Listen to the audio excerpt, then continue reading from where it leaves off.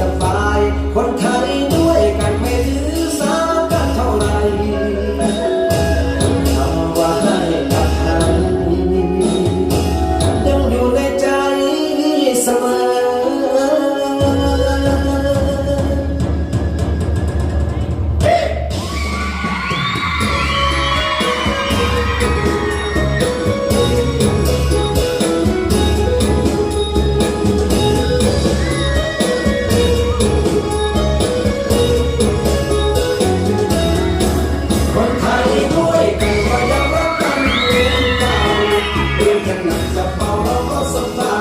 สบายคนไทยด้วยกันไม่ถือสากันเท่าไร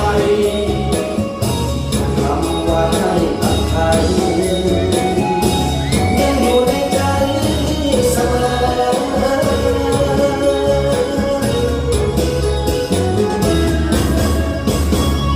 โกรธกันอยู่บนถนนแค่เรื่องขับรถยนต์ก็ใจเย็นกันเถอะข้างบ้านชอบเปิดเพลงเสียงดังคิดว่าแบ่งกันฟังก็สุขใจนะคิดดีมันก็ไม่มีปัญหานัดให้ไปรอแต่เขาไม่มาผมติดธุระไว้คราวหน้าให้เจอคนไทยด้วยกันก็ยังรักกันเหมือนเก่าเรื่องขนาดจะเป่าเราก็สบายสบายคนไทยด้วยกันไม่ถือสากันเท่าไรคำว่าให้อภัยยังอยู่ในใจเสมอ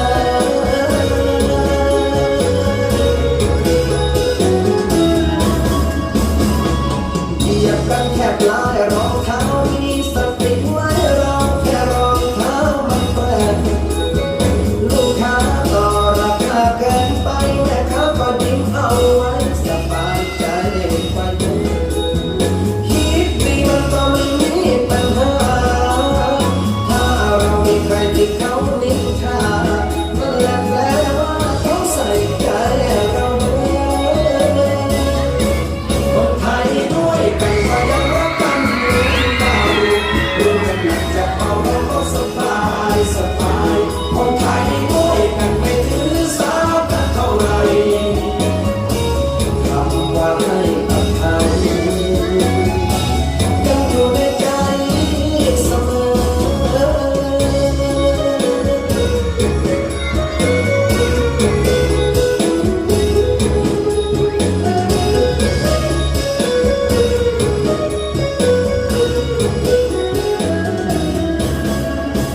คิดดีมันก็ไม่มีปัญหาทุกคนอภัยกันได้นี่นาเธอไม่โกรธฉันนะฉันก็ไม่โกรธเธอคนไทยด้วยกันก็ยังรักกันเหมือนเก่าเรื่องขนาดจะเป่าเราก็สบายสบายคนไทยด้วยกันไม่ถือสากันเท่าไรคำว่าให้อภัยยังอยู่ในใจ